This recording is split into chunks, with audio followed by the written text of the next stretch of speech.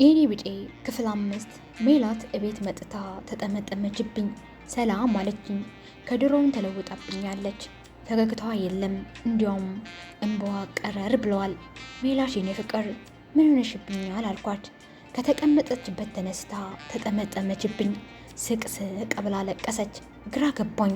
ሜላት ለመጀመሪያ ጊዜ ከዓይኗ እንባ ሲወራዩ በሳቅና በደስታ ነው እኔም የማቃት። በጣም ግራ ገብቶኛል። ምን ሆነሽ ነው? ይሄን ያክል ናፍቄሻለሁ እንዴ አልኳት እየቀለድኩ። ማልቀሷን አላቆመችም። ምን ሆነሽብኛል ብዬ እንባዋን ጠራረኩላት። እስኪ ንገሪኝ፣ ምንድን ነው የተፈጠረው? ያስከፋሽ ሰው አለ? ምን ሆነሻል የኔ ፍቅር አልኳት እንባዋን ለማስቆም እየመከርኩኝ። ሜላት እንባዋ ለማስቆም እየታገለች በሚያሳዝን ድምፅ እወድሃለሁ፣ አፈቅርሃለሁ፣ ካንተ ተለይቼ መኖር አልችልም አለችኝ። እንዲህ እኔ ፍቅር ምን ሆነሻል? ምን ተፈጥሮ አልኳት።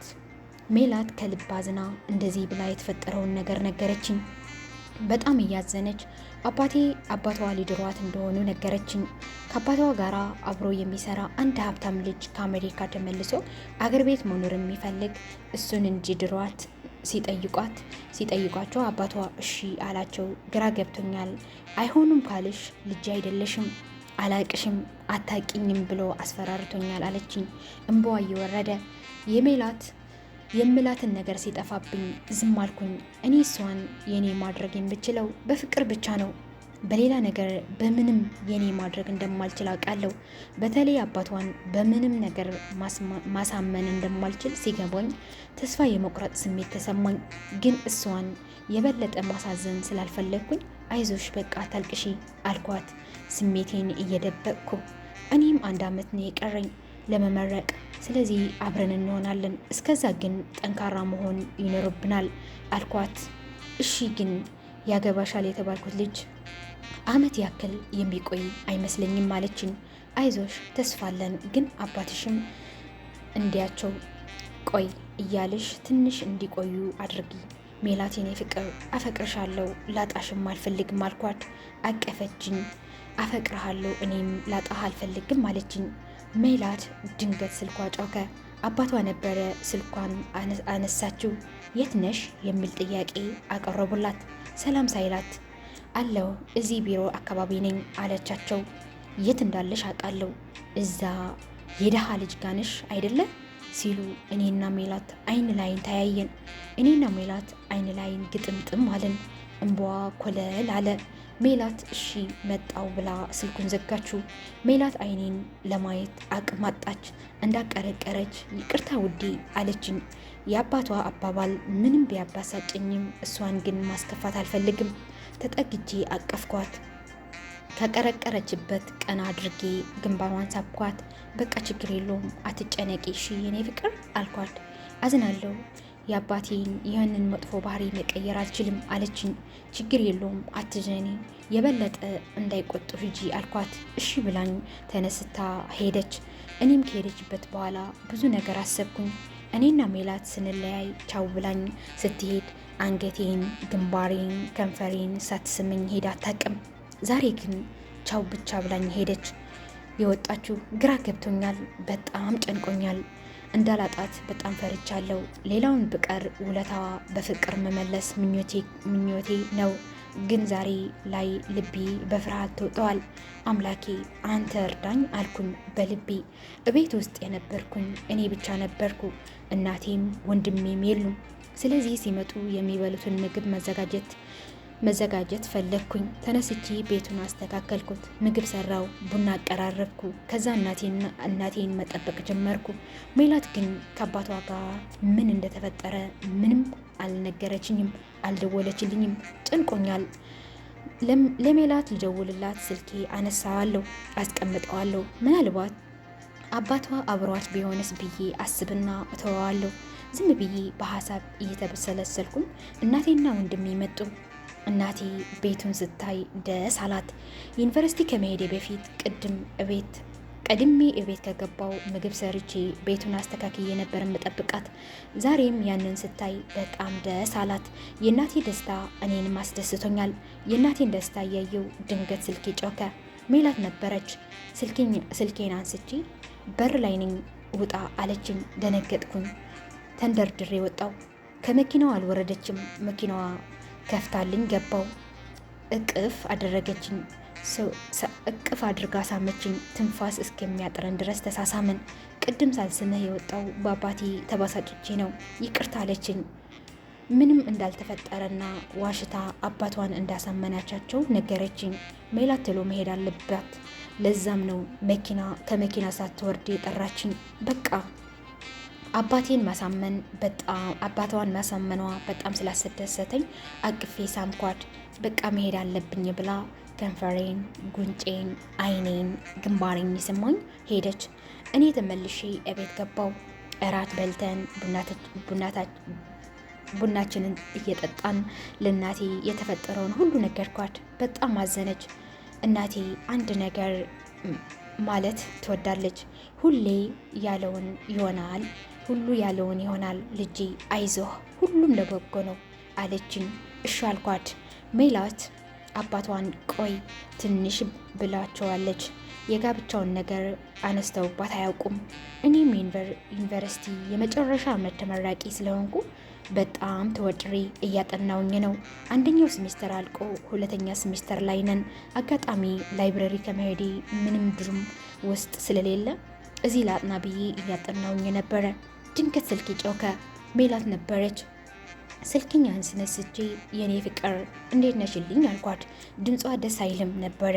አለውልህ እንዴት ነህልኝ ውዴ አለችኝ። ሜላት የሆነ ነገር ካልሆነች በስተቀር እንደዚህ ፈዘዝ ብላ አታወራም። ደግሞ ምን ተፈጠረ ወይ አምላኬ አልኩኝ በልቤ። ምን ነው የኔ ፍቅር ምን ሆነሽብኛል? ድምፅሽ ትክክል አይደለም አልኳት። ውዴ ግራ ገብቶኛል ብላ ማልቀስ ጀመረች። ምንድን ነው? ምን ተፈጠረ ንገሪኝ አልኳት። አባቴ መልስሽ ከዛሬ እንዳያልፍ ወይ እሺ ወይ እምቢ ብለሽ አታስጠብቂኝ፣ መልሱን ማታ እንድትነግርኝ ብሎኛል አለችኝ እያለቀሰች። ደነገጥኩኝ በጣም።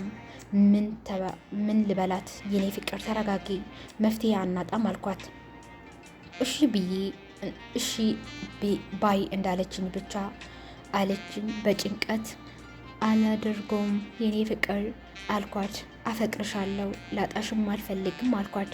እሷም አፈቅርሃለሁ እሺ መቼም አልለይህም፣ ሁሌም አብሬህ ነኝ። ለማንኛውም በቃ በኋላ አወራሃለሁ ብላኝ ስልኩን ዘግታ ተረበሽኩኝ። ግን ምን ላድርግ? ምንም ማጥናት እንኳን አልቻልኩም።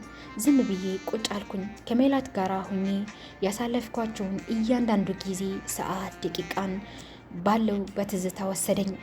ሜላት ስልካን ዘግታ ባንክ ሄዳ ያለቻትን ብር እንዲሁም ሌላ ብር ጨምራ ወደ እኔ አካውንት ውስጥ ታስገባለች። እኔ ምንም የማውቀው ነገር አልነበረም። ሜላት ይህንን ያደረገችው አባቷ ጨክነው ከቤት ቢያባረሯት እንኳን ለትንሽ ጊዜም ቢሆን ይሆናል ብላ አስባ ነበረ። ወደ ቤት ከመሄዴ በፊት ደወለችልኝ። አባቷን በፍጹም ማሳመን ስለማትችል በቃ መግባት አልፈልግም ብላ መልስ ለመስጠት እንደተዘጋጀች ወደ ቤቷን መግባቷን ነገረችኝ። ስልክ ተዘጋ። እኔም ጸሎቴን ቀጠልኩ። ምንም እንዳይፈጠር አምላኬ ሆይ አደራህን አልኩት። በቃ ግራ ስለገባኝ ለእናቴ ደወልኩላት። ሰላም ካልኳት በኋላ ድምፄ ስለተቀየረባት ምን ሆነካል ብላ ጠየቀችኝ። መቼም የእናት አንጀት ሆነባት። ምን ነው ልጄ ራበህ? ተጠማህ? ምንድን ነው ድምፅህ አለችኝ። እኔም ሁሉም ነገር ነገርኳት። ጨንቆኛል አልኳት። አይዞህ አምላክ ያውቃል ልጄ። እሺ እማ ምን አደርጋለሁ? በጸጋ መቀበል ነው ብዬ አሰብኩኝ። ልጄ ዕላማ እንዳትረሳ። ያቺ ልጅ ያንተ ከሆነች የትም አትሄድም። እሺ በትምህርትህ በርትተህ እኔንም እሷንም ማስደሰት ይኖርብሃል አለችኝ። እናቴ እውነቷን ነው። እሺ እማ በቃ ሰላም ደሪ ብዬ ስልኩን ዘጋሁት። እናቴ ያለችኝ ነገር ያሰብኩኝ ደብተሬን መገልበጥ ጀመርኩ። ግን ጥናት ማጥናት አልቻልኩም። ወዲያውኑ ሜላት ደወለችልኝ። ምን ተፈጠረ አልኳት። በፍጥነት ተረጋጋ፣ ምንም አልተፈጠረም። አባቴ ድንገት ስራ ስለተባለ ነገ ከከተማ ይወጣል። በጊዜ ተኝቼ ከሳምንት በኋላ ፈጣሪ ያውቃል አለችኝ። ተመስገን ጌታ ያልኩኝ። ደስ አለኝ። ትንሽ ተሳቅቄ ደናደሪ ትንሽ ተሳስቀን ደናደሪ ደናደር ተባብለን ስልኩን ዘጋ ነው። ከዛ በኋላ መጥናት አለብኝ ብዬ መጥናትን ጀመርኩ። በማግስቱ ጠዋት ስልኬን ትቼ ወደ ትምህርት ቤት ገባው። ገብቼ ስለነበረ ስልኬ ስደወል ማወቅ አልችልም። በደንብ በጥሩ መንፈስ ተማሪክኝ ላይብረሪም ገብቼ ሳጠና ቆይቼ ከዛ ሜላት ትዝ ስትለኝ የደወለችልኝ ልደውልላት ብዬ ወደ ድርሟችን ሄድኩኝ። ስልኬን ሳነሳው ያየሁት ሚስኮል ከ200 በላይ ነበረ። እናቴም ሜላትም ነበሩ። ደነገጥኩኝ። ስልኬን አንስቼ በመጀመሪያ እናቴ ጋር ደወልኩ፣ ግን አታነሳም። ለሜላትም ደወልኩላት፣ ስልኳ አይሰራም። ምን እንደተፈጠረ ማወቅ አልቻልኩም። ግራ ገባኝ። በዛም ብዙ ደቂቃ ትንሽ ቆይ መልሼ እደውልልሃለሁ የሚል ማሰጅ በሜላት ስልክ ተላከልኝ። የኔ ቢጤ ክፍል 6 ይቀጥላል። ክፍል 5 ይህንን ይመስል ነበረ። እንደ አጋጣሚ ሆኖ ለቻናሌ አዲስ ከሆናችሁ ሰብስክራይብ በማድረግ ቤተሰብ እንድትሆኑ በትህትና ጠይቃችኋለሁ። ሌላ ጊዜ በሌላ ጽሁፍ ወይም በሌላ ታሪክ እመጣለሁ። እሁድ ክፍል 6 የኔ ቢጤ ይዘላችሁ እስከመመጣ ድረስ ቸር ሰንብቱ። ሰላም ለሀገራችን፣ ሰላም ለሰው ዘር ባይ